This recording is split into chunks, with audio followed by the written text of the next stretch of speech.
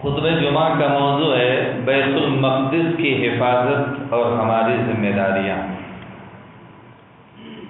قبلہ اول اور اس کا تحفظ۔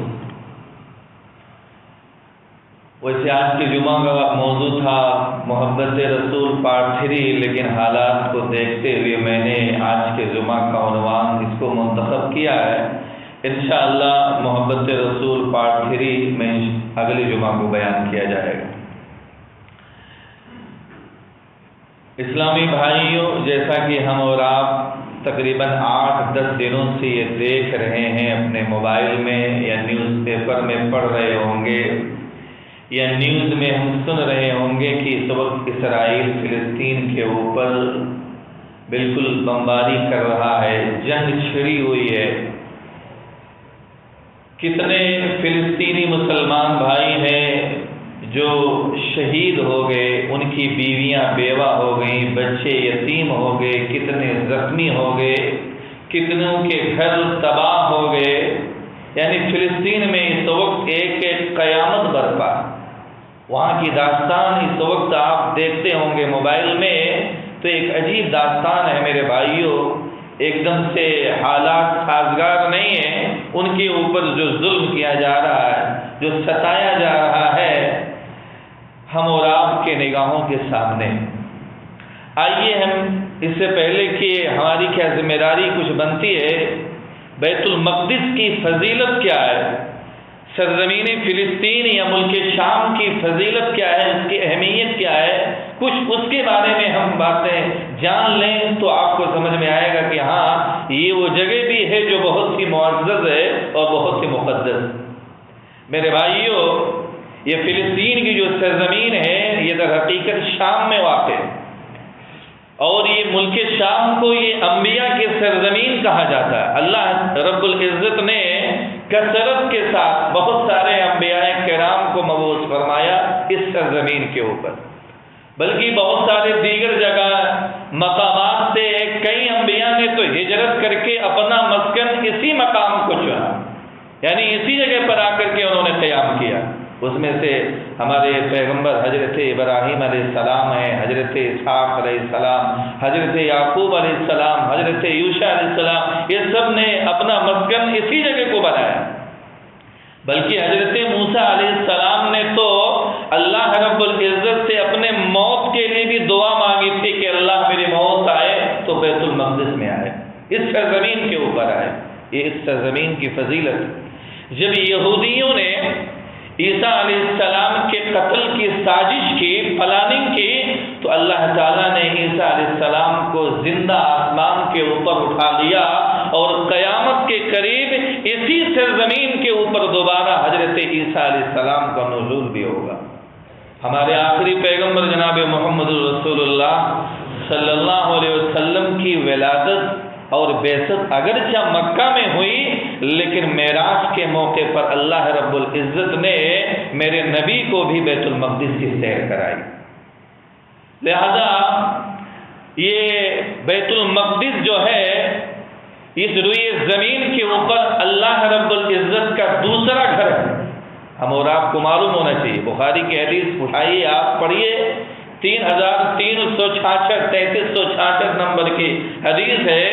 حضرت ابو ذر رضی اللہ تعالیٰ عنہ بیان فرماتے ہیں کہ میں نے اللہ کے نبی جناب محمد رسول اللہ صلی اللہ علیہ وسلم سے سوال کیا، پوچھا، اے اللہ کے رسول، اس روئے زمین کے اوپر اللہ کی سب سے پہلی مسجد، سب سے پہلا گھر اللہ کے لیے کون سی تعمیر کی گئی؟ تو اللہ کے نبی نے بیان فرمایا مسجد حرام، یعنی سب سے پہلی تعمیر ہونے والی مسجد حرام۔ پھر میں نے پوچھا، اللہ کے رسول، اس کے بعد میں اس روئے زمین کے اوپر دوسری مسجد جو تعمیر کی گئی وہ کون سی ہے؟ تو اللہ کے نبی نے بیان فرمایا وہ مسجد اقصی یعنی بیت المقدس ہے۔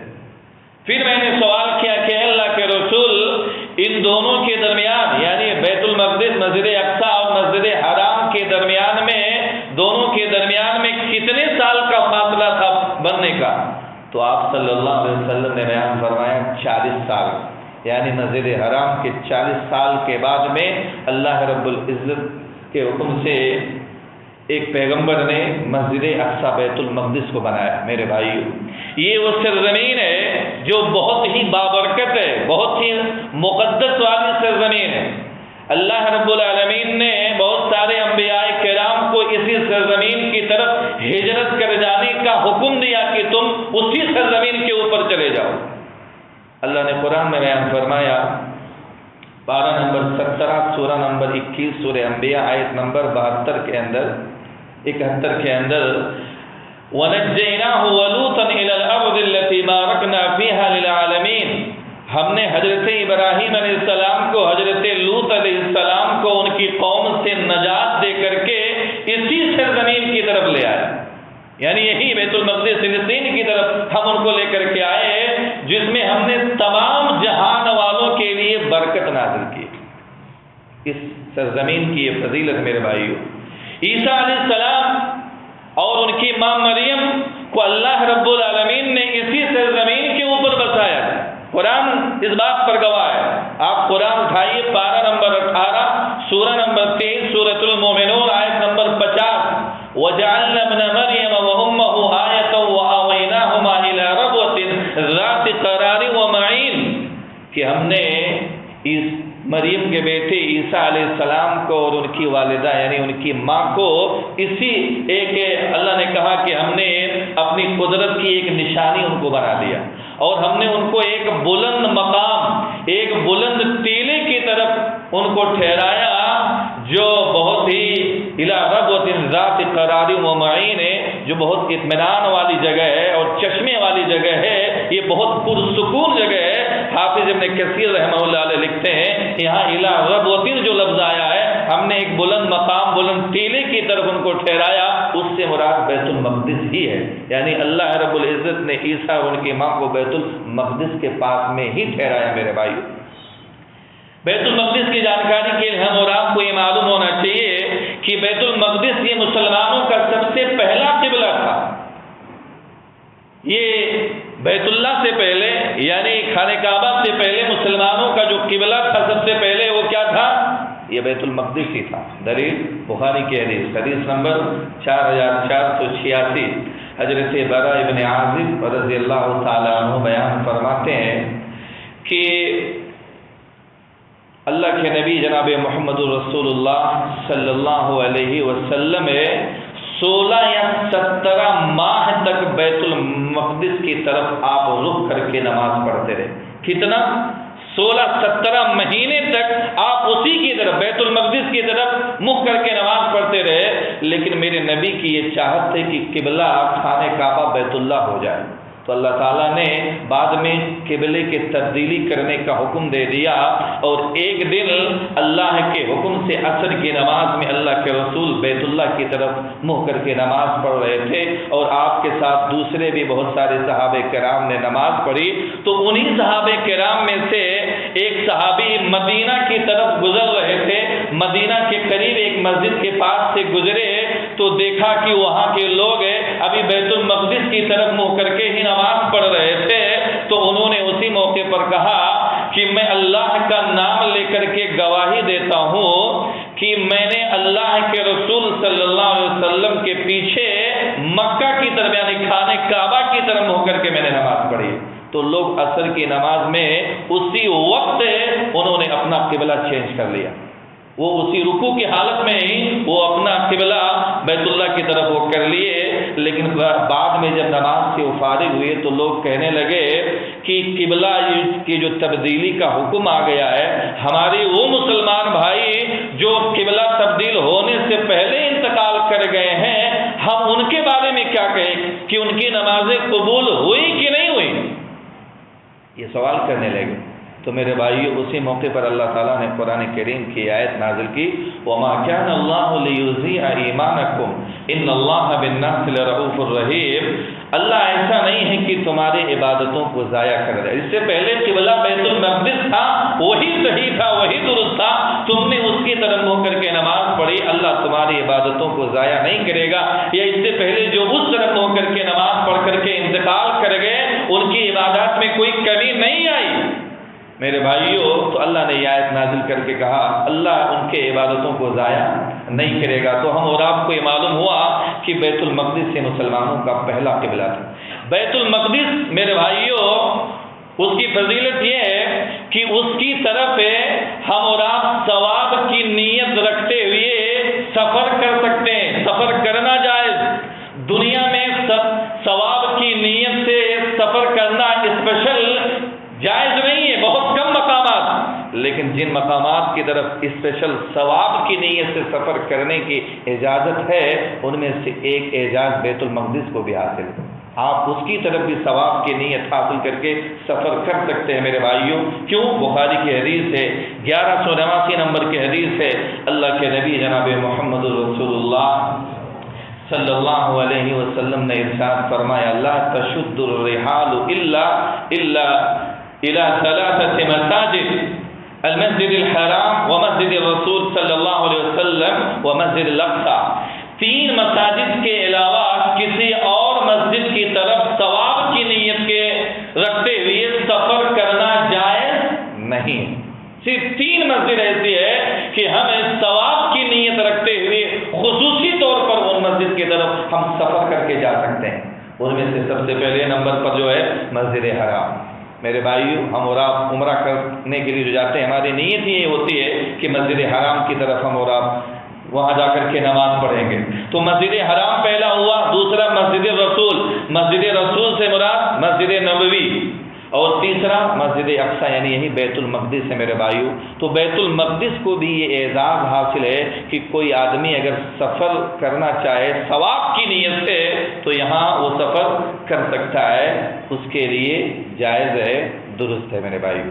اسی طریقے سے بیت المقدس یہ اس لیے زمین کے پشت کے اوپر یہ واحد ایسی جگہ ہے، پہلی ایسی جگہ ہے جہاں پر ایک ہی وقت میں تمام انبیاء کرام کا اجتماع ہوا اور باجماعت نماز ادا کی، اور اس نماز کی امامت بھی میرے بھائیوں کسی اور نے نہیں، میرے اور آپ کے آخری پیغمبر جناب محمد رسول اللہ صلی اللہ علیہ وسلم نے کرا۔ یہ بیت المقدس کو یہ اعزاز، سارے پیغمبر وہاں پہ جمع ہوئے ایک ہی وقت میں اور ساروں نے ساتھ میں نماز پڑھی اور میرے نبی نے امامت کرائی۔ مسلم کے الفاظ ہیں فحانت الصلاۃ فاممتهم، 172 نمبر کی حدیث ہے کہ نماز کا وقت آ گیا تو میں نے ان کی یعنی انبیاء کی میں نے امامت کرائی۔ تو میرے بھائیو، یہ بیت المقدس کی یہ فضیلت۔ اچھا، بیت المقدس میں نماز پڑھنے کا جو ثواب ہے اس کی بھی فضیلت، دنیا کی دیگر مسجد کے علاوہ بیت المقدس کی بھی نماز پڑھنے کی فضیلت۔ اس کی دلیل کیا ہے؟ صحابی رسول ابو ذر رضی اللہ تعالیٰ عنہ بیان فرماتے ہیں کہ ایک مرتبہ ہم اللہ کے نبی جناب محمد رسول اللہ صلی اللہ علیہ وسلم کے ساتھ میں ایک ہی مجلس میں بیٹھے ہوئے تھے، تو ہم نے اس بات پر گفتگو کی، پوچھا کہ اللہ کے رسول مسجد نبوی میں نماز پڑھنا زیادہ افضل ہے، یعنی مسجد نبوی زیادہ افضل ہے یا بیت المقدس زیادہ افضل؟ دیکھیے صحابہ کہتے ہیں میں نے سوال کیا اللہ کے رسول، تو آپ صلی اللہ علیہ وسلم نے بیان فرمایا کہ میری مسجد میں یعنی مسجد نبوی میں نماز پڑھنا بیت المقدس میں نماز پڑھنے سے 4 نمازوں سے زیادہ افضل۔ کتنا؟ 4 نمازوں سے زیادہ افضل۔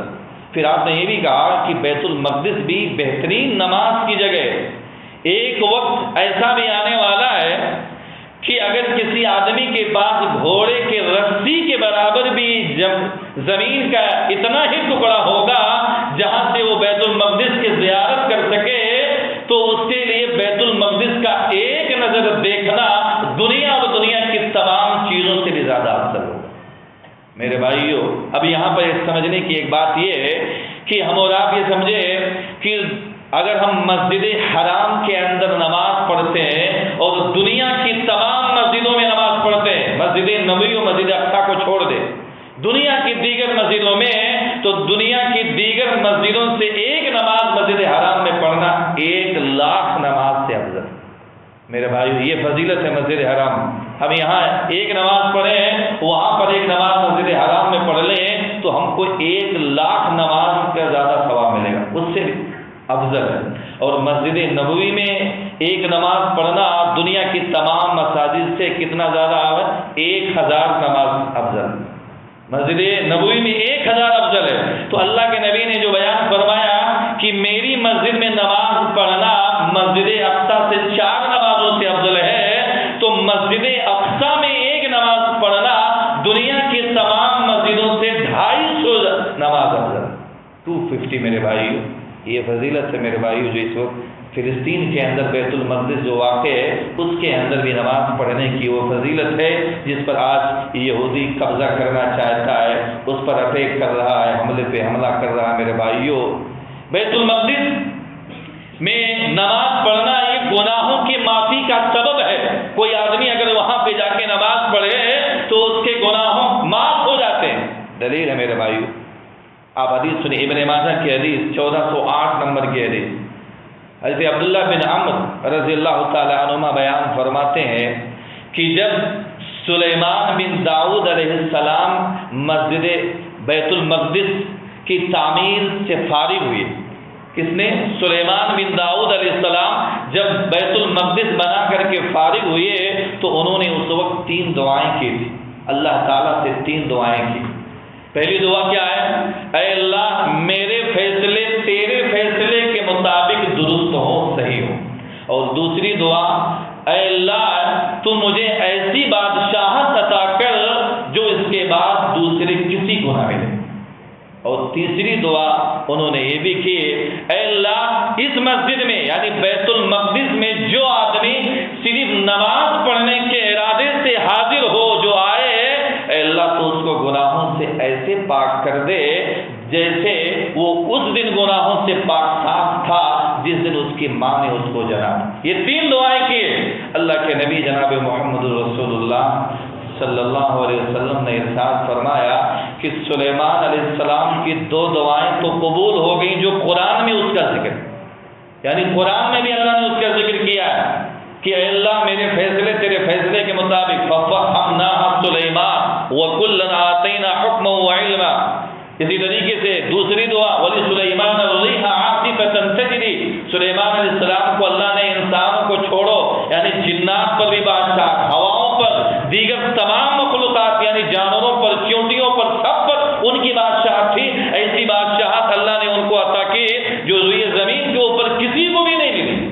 تو اللہ نے 2 دعا تو ان کی قبول فرما لی، اس کا ذکر قرآن میں ہے، لیکن میرے نبی نے کہا کہ اللہ تعالیٰ نے سلیمان علیہ السلام کی تیسری دعا بھی قبول کر لی ہوگی، بھلے اس کا ذکر قرآن میں نہیں ہے۔ مجھے امید ہے، اللہ کے نبی نے کہا کہ مجھے امید ہے کہ اللہ تعالیٰ نے سلیمان علیہ السلام کی تیسری دعا بھی قبول کر لی ہوگی۔ تو میرے بھائی یہ بیت المقدس میں نماز پڑھنے کی فضیلت ہے۔ ہم اور آپ اس سرزمین کو مطلب ہے پاک اور مقدس کے حساب سے دیکھیں میرے بھائیوں۔ کیوں؟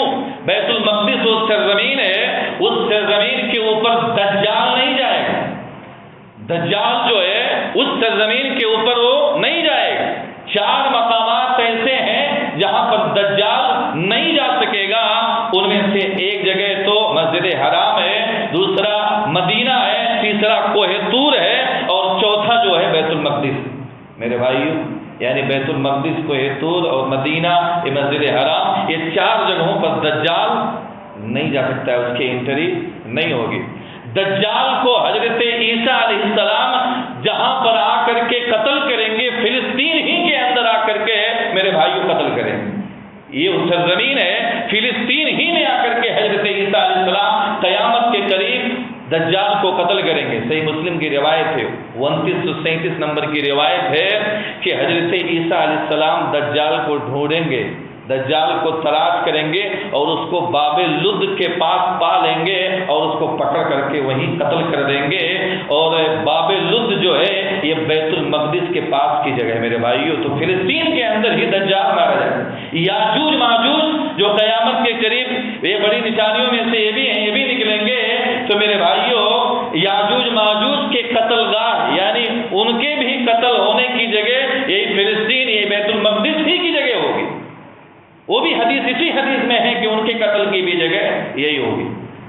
تو بیت المقدس میرے بھائیوں، اچھا یہ یہودی لوگ جو مارنے کی جو قبضہ کرنے کی پلاننگیں کر رہے ہیں، سازشیں کر رہے ہیں، میرے بھائیوں ہم مسلمان ہیں، ہمارا ایمان ہونا چاہیے۔ یہ یہودی چاہے زیادہ کتنا ہی پلاننگ نہ کیوں کر لے، مسلمانوں کو کتنا ہی ستا لیں، کتنا ہی پریشان کیوں نہ کر لیں، مگر ہمارا یہ ایمان ہے کہ جب تک یہودی اس دنیا سے قتل نہیں ہو جائیں گے، جب تک اس روئے زمین سے یہودیوں کا خاتمہ نہیں ہو جائے گا نا، اس وقت تک قیامت قائم ہی نہیں ہوگی، قیامت ہی نہیں قائم ہوگی۔ کیوں؟ دلیل ہے بخاری کی حدیث نمبر 2926، اللہ کے نبی جناب محمد رسول اللہ صلی اللہ علیہ وسلم نے ارشاد فرمایا کہ میرے بھائیوں جب تک اس روئے زمین کے اوپر سے یہودیوں کا صفایا نہیں ہو جائے گا، ان کو قتل نہ کر دیا جائے گا، اس وقت تک قیامت نہیں قائم ہوگی۔ پھر اللہ کے نبی نے بیان فرمایا یہاں تک کہ اگر کوئی یہودی کسی درخت کے پیچھے یا کسی پتھر کے پیچھے اگر جا کر کے چھپ جائے گا تو اللہ کے حکم سے وہ پتھر بھی بولے گا، اللہ کے حکم سے وہ درخت کے بھی بولے گا اے مسلمان یہاں میرے پیچھے یہودی چھپا ہوا، اس کو پکڑو قتل کر۔ یہ بخاری کی حدیث میرے بھائیوں، یعنی پتھر اور درخت بھی ان کو اپنے پیچھے چھپنے نہیں دیں گے، وہ بھی بولیں گے میرے پیچھے یہودی چھپا ہوا ہے، مسلمان اے اللہ کے بندے آپ پکڑ اس کو، مار اس کو، قتل کر۔ تو اس وقت تک ہمارا ایمان ہے یہودی بھلے ہی کتنا ظلم کر لے، مسلمانوں کے اوپر کتنا سزا لے، اس وقت تک قیامت قائم نہیں ہوگی جب تک یہ دنیا سے مٹ نہ جائیں، ان کا خاتمہ نہ ہو جائے۔ تو میرے بھائیوں اب ہم اور آپ کو دیکھنا ہے کہ اس وقت جو فلسطین کے اوپر یہ یہودی، یہ اسرائیل جو اس وقت بمباری کر رہا ہے، اٹیک کر رہا ہے، ظلم کر رہا ہے، مسلمانوں کا ناحق خون بہا رہا ہے، کتنے بچے یتیم ہو گئے، کتنی عورتیں بیوہ ہو گئی، کتنوں کے گھر تباہ ہو گئے، کتنے مسلمان شہید ہو گئے۔ میرے بھائیوں ایسے حالات میں اب ہمیں کرنا کیا ہے؟ اب ہمیں میرے بھائیوں کچھ ذمہ داریاں ہیں۔ فلسطینیوں کی تکلیف کو ہمیں اپنی تکلیف محسوس کرنا چاہیے۔ کیوں؟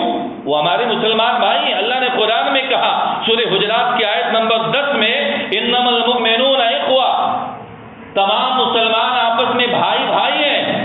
تو جو بھائی بھائی ہوتے ہیں ان کی مثال کیسے ہوتی ہے؟ بخاری کی حدیث بھی ہے مثل المؤمنین فی توادہم وتراحمہم وتعاطفهم مثل الجسد الواحد اذا اشتكى منه عضو تداعى له سائر الجسد بالسهر والحمى، رواہ البخاری حدیث نمبر 6011۔